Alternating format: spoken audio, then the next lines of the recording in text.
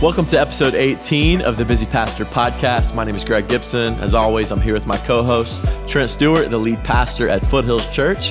And today we are talking about developing a strategic plan for your church.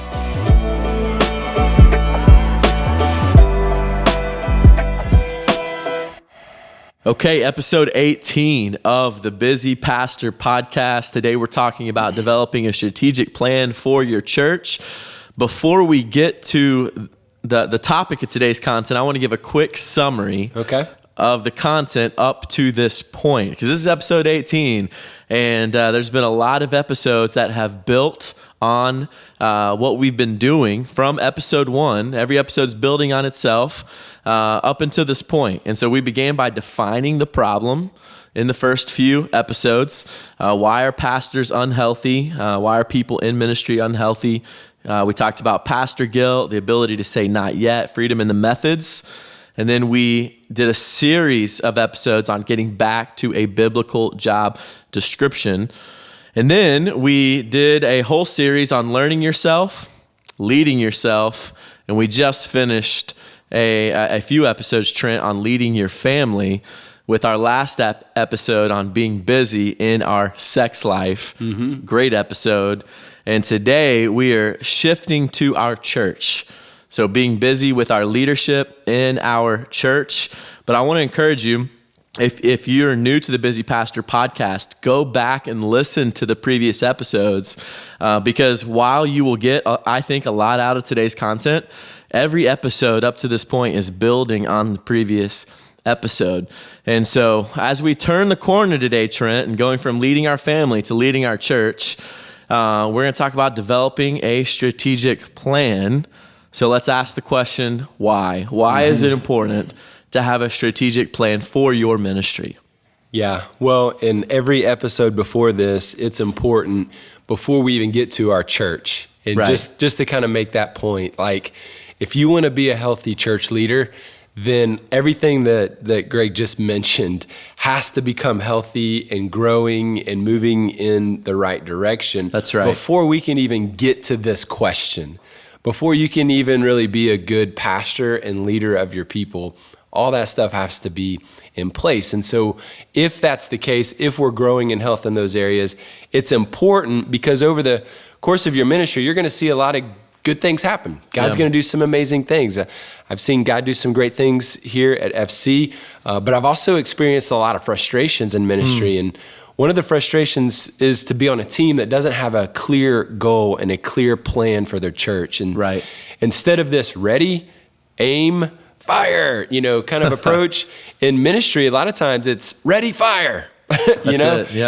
People might work hard, but they don't see a lot of fruit from their labor, and they don't really know if they're doing a good job or if they're doing a bad job. They just kind of have a lack of direction and really a lack of focus. And so it's easier to just do what we've always done. Which leads to frustration and burnout and all the things we've talked about in the first couple episodes. And just maintaining that status quo. Like just keep doing the same thing over and over again, every year, year to year.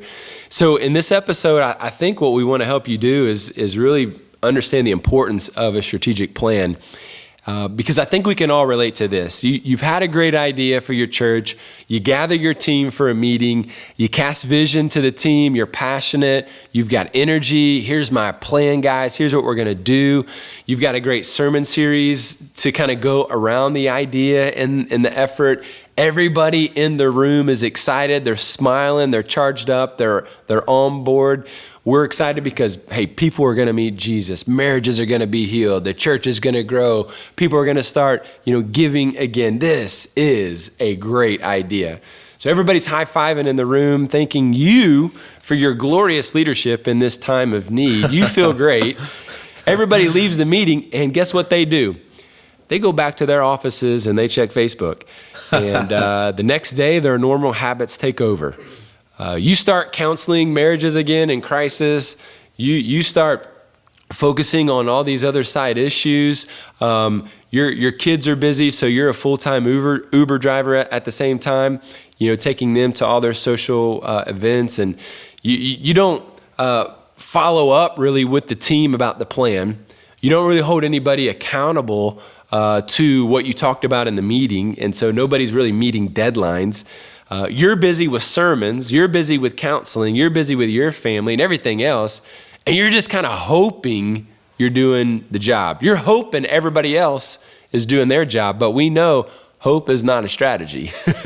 And so your staff is kind of thinking, man, what did he say? What was he really wanting me to do? So they're really unclear about what you asked them to do. Maybe they didn't understand what you were asking them to do, and no one's following up with them, so they feel like they're doing whatever, they're doing fine. So here's the deal. Your plan was great, but implementing the plan wasn't so great, and that's where so many church leaders often fail. It's the execution of the plan. Things that are supposed to happen don't happen. You start to wonder why your worship pastor didn't do what you told him to do, or why the student pastor isn't, getting it. And so you're frustrated, right? Yeah, you're frustrated. Here's what I know about pastors. Pastors know what to do, right? They know the Great Commission. Yeah. We know we're supposed to make disciples of all nations, baptize them in the name of the Father, Son, Holy Spirit, teach them to obey, et cetera, et cetera, et cetera. They know they want to shepherd people. They know they're supposed to preach sermons. They know they're supposed to reach their community. But what we see, and really what you're saying, is that pastors know what to do, but they have no idea how to do it. Yeah. They have no idea how to do it. And so what I want to ask you is why do pastors have great plans, but poor execution? Yeah. Well, I think we've all been there as pastors. We've had a great idea. We thought we had a good plan. On paper, it looked good, but it wasn't executed. And so you go through that a time or two, right? And you get drained. Yeah, you start to, take bumps and bruises along the way. Yeah. And so when it doesn't work out well, all of a sudden you start questioning your call to ministry. What happens to your staff when they go through it? Well, they get drained. They get demotivated. And so you lose momentum, and the next time you want to try something new, everybody rolls their eyes because, oh, great, what's the new idea he's got this time that we're all going to fail on or whatever, That was kind of dark. But, everybody's frustrated. So the issue is, unless you can take God's vision and translate that into like concrete steps of action, your ministry is always going to struggle. And so who was really at fault because the plan didn't get executed last time? Because goals weren't met.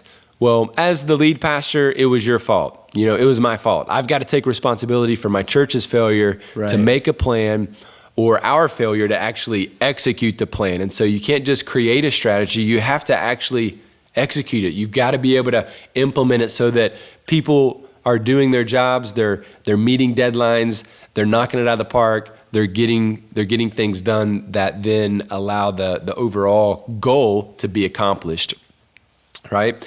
And so some leaders might push back and say, well, we don't need a strategy. We've got the gospel. We've got the word of God, right? And so, I hope you're preaching the word of God, and obviously we do have the gospel, but I think a good lesson for us in 2020 was, were we really ready to take our church online when COVID hit? Most churches had to do that for some amount of time. And so did we have a plan? That kind of exposed some weaknesses in a lot of churches. And so now we gotta, maybe we're failing in our strategy to disciple people. Are we just hoping to baptize people and then just kind of turn them loose? We just want converts, or no, we really want to equip the saints for the work of the ministry. So that means we've got to have a strategy to actually equip people so that they can do their ministry, so that you can fulfill the Great Commission. And we just have too many churches that are struggling and arguing over stupid things, and not enough who are actually spending a lot of time thinking through strategic plans to make disciples, right? Yeah, and so I think when we think about the intentionality of how to create a strategy, yes, and then actually executing the strategy, man, that's so important for us. It's so important for pastors. And I think what I want to go back to and just place some emphasis on here is that we're going to continually try to attempt to build our church, but first we have to have the foundation. And so we read a lot about planning in the Bible. Yeah. Right. And so talk a little bit about that. When you read the Bible, what are you discovering about strategic planning? Mm-hmm. Well, that strategic plan, that phrase is not in the Bible. And so some pastors might push back on, well, that's for businesses or for that's for organizations, not really the church. But God was a planner. Right. I mean, in Genesis chapter 1-3, it's obvious that he had a plan. Right. Each day he created something specific, and there was order in that plan. And so he's the grand architect. Absolutely. When Adam and Eve sinned, God, he's not surprised. He had a plan for our salvation. We also know that people in the Bible actually made plans. Moses followed a plan. Let my people go. And if you don't, God has a plan for you. Right. They're called plagues, and they're not going to be awesome.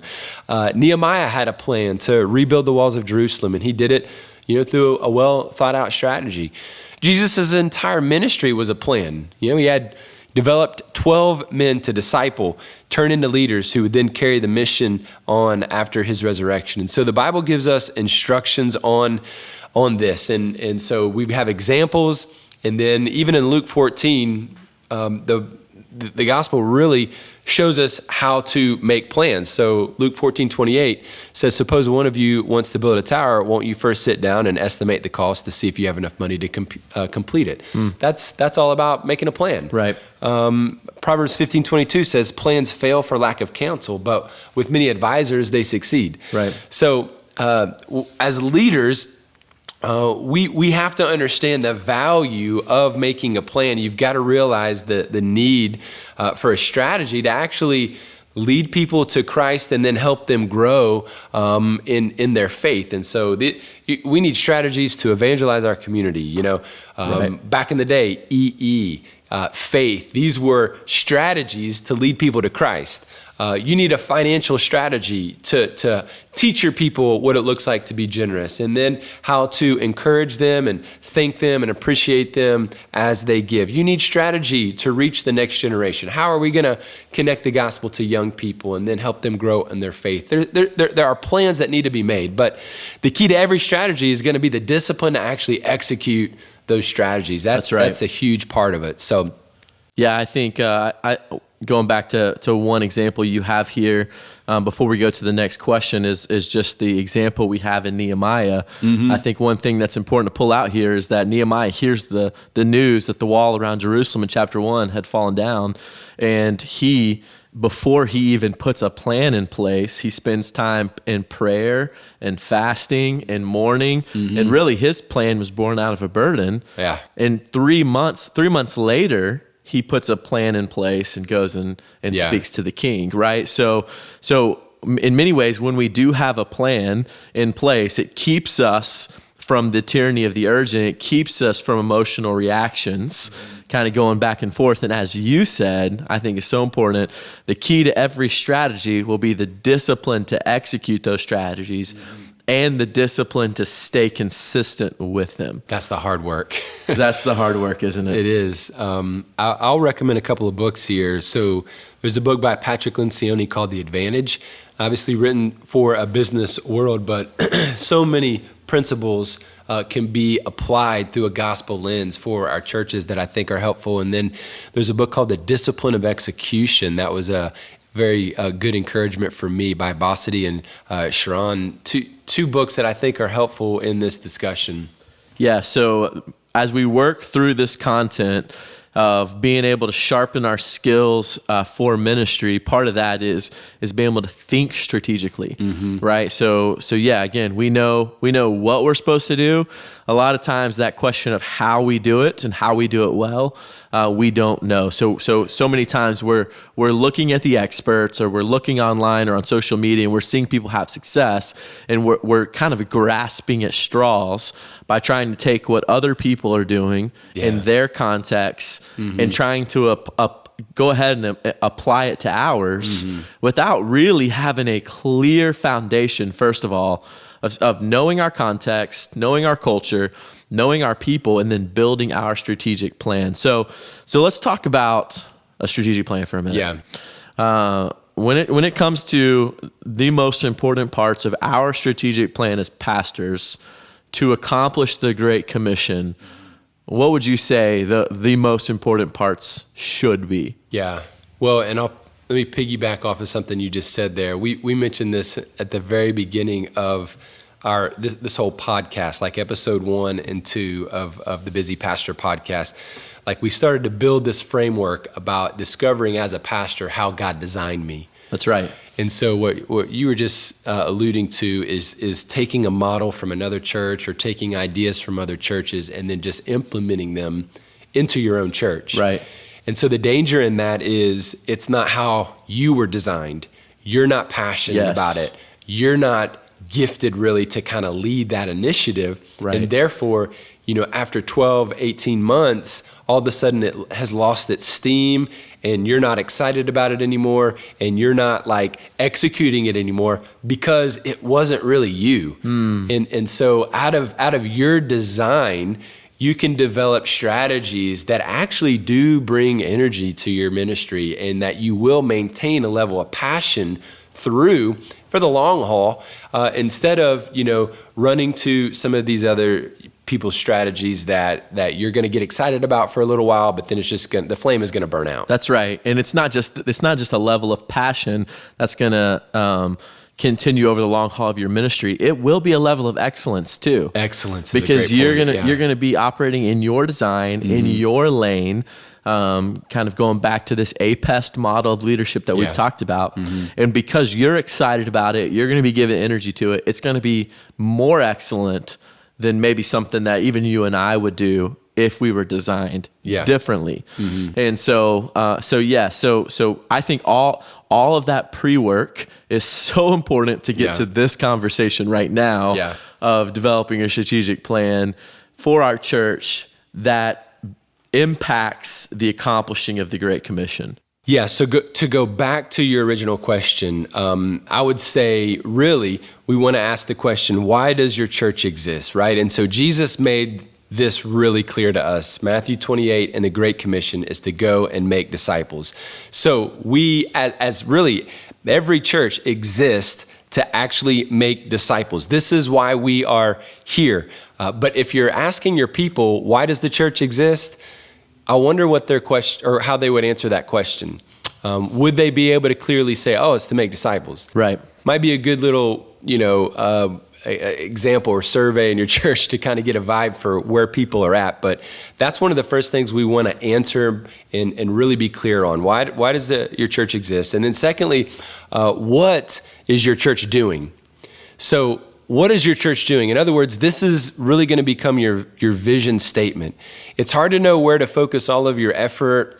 It's hard to focus your money, your budget, without being able to articulate what you're actually trying to do as a church. Right. And so that's why your vision statement is not just a cool phrase that you just kind of put on the wall. It's something that you articulate as, no, this is what we're actually trying to do. So the mission is the Great Commission. This is what Jesus told us to do. But the vision then becomes how we are accomplishing that mission in our specific location with the gift sets that God has given to us. And so when we do the hard work of determining what that vision statement is going to be, you start to get clarity about why the church exists and what the church is actually trying to achieve. And so if the mission of the church is to make disciples, then your vision statement is what explains how you're actually going to accomplish the mission.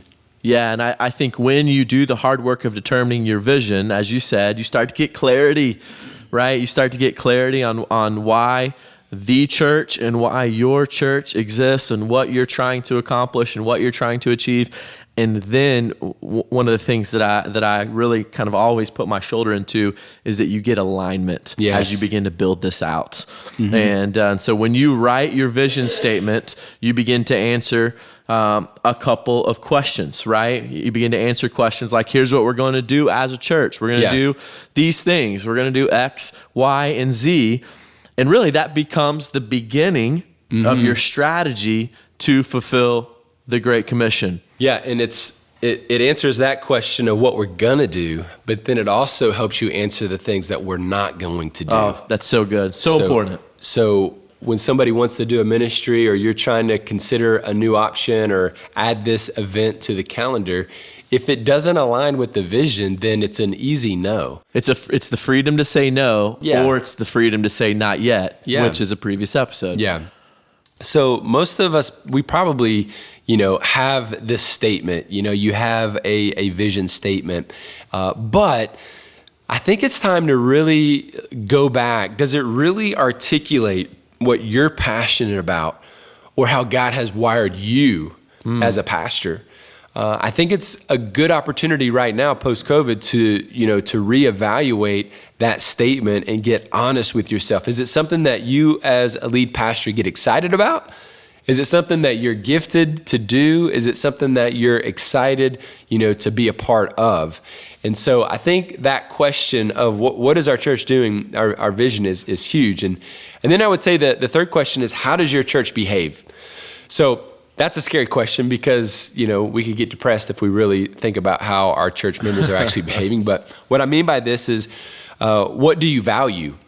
That's right. You look at your behaviors in the church to see what you value. And so if people go bonkers when someone gets baptized and they're clapping and they're hooping and hollering, then they value conversion, which is a good thing, right? That's not a bad thing. But I'm just saying, let's look at our behaviors to then identify some of our values. What sometimes we do is we do the reverse. We go to values that we want to have instead of identifying the values that we already have. That's right. And so you can't just say, oh, we value this when you really don't. When you don't. And because that's going to come back to haunt you. People are going to say, oh, I thought you valued, that. Well, we do. Well, you never talk about it. You never celebrate it. And we're not actually accomplishing it. So, oops, yeah, you're right. So it's important to understand what they are, write those core values down as a church, because then they can become a guide for your ministry. You write down your core values, and they're going to tell your people how they should behave. Right. The behavior you want to see and continually see, and it gives them clarity on how to do ministry as well. That's right. For instance, one of our core values is that growth happens in relationships. So it's all about relational environments for us, and we feel like that's one of the main ways that God allows us to grow. God grows us in relationships, and so everybody needs to be in healthy relationships. And that means we need to be in a small group. We, maybe need to be a leader of a small group. Why? Because we want you to disciple other people. And so the core value tells my staff and my members that we value small groups, we value discipleship, and this is how we want them to behave and what we're encouraging them to do. And so the most important thing we can give our staff is clarity. Yes. Most important thing we can give our church is clarity. And the only way to consistently give that clarity is to create and repeat over and over and over again your mission, your vision, your core values. And everything that you do as a church then is measured by that mission, vision, and those values. And so when you have these figured out, it helps you say yes to certain programs, as we mentioned, no to other things. And you've got to realize that as a church, I don't care how large your church is or how small your church is, like your mission, vision, values helps you identify what you should be doing, because you cannot be all things to all people. You can't start every new ministry that everybody wants to start. To do so would be irresponsible on your part. Right. And in many cases, sometimes even, I would say, sinful, because it distracts you from the mission. Anything you add to an already full plate means that something has to leave the plate. And this is a capacity issue. And as leaders, we only have so much energy, we only have so much money, we only have so much time to give to certain initiatives. So we've got to be laser focused on the mission, vision, and core values. That is more than a full-time job when you do that. Right. But when you do that, you can actually see the difference that it's going to make in people's lives. And so I think it's incredibly important for us to narrow in on what those core values are and how we want to see people behave. Yeah, I think that what we're going to see is we're going to see clarity, we're going to see clear direction, and then we are going to see fruit, which really is kind of our fourth question here, right? Is it working? And again, kind of going back to the beginning or the top of this episode, we know what to do. The question is how. Yeah. And so for us, this question is critical. We understand that we have a strategy, but really the question is your strategy working? Are you succeeding? And what we want to give you permission in this episode right now to be honest about that. Yeah. Right? We want to give pastors permission to challenge their own strategy and challenge their own process. I think the reality is a lot of guys listening are probably saying, yeah, I've got my vision, I've got my mission statement, I've got my core values. We've got all that. But sometimes we just pretend like everything is working because we did that work. It's on the wall. We write it on everything. Is it actually working? Is it succeeding? That's a really hard question. People ask at the end of a sermon series or even after a sermon, hey, was it successful? Well, like, how do you answer that? Sometimes it's like, I don't know. Like, people were here. One guy said, good job.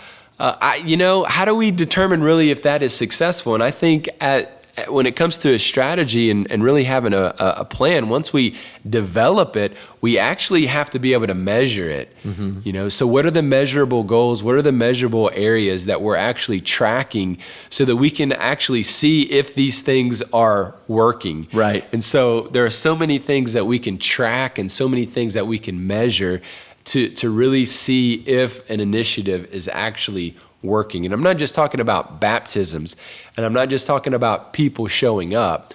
We're talking about stories of life change. We're talking about all areas here that would impact whatever that strategy ends up being. Yeah, pastors, the mission is the Great Commission. Our vision is how we accomplish the Great Commission according to our design, our passions, our gift sets, our context, and our values begin to ask the question of how are we behaving? How's our church behaving? And then we're going to ask, how is it all working together for the glory of God, the fame of Jesus? And to go back to something that you said to close, Trent, one of the most important things it gives is clarity. And so, pastors, let's be busy about giving clarity to our team, our staff, and our churches today. Thank you for listening to the Busy Pastor podcast. As we close today's episode, we want to invite you to do a few things. First, follow us on Instagram and Facebook at Busy Pastor. And secondly, if you like today's episode, subscribe to the Busy Pastor and leave us a review wherever you listen to your podcasts. For more resources, you can join the Busy Pastor community by going to busypastor.org. Next week, we are talking about developing our discipleship strategy in our church. We'll see you next week. Until then, let's be busy with the right things. Thank you so much for tuning into our YouTube page. Hit subscribe, share it with your friends, and don't forget to comment below. New episodes come out every Thursday. For more content and to join the Busy Pastor community, visit busypastor.org.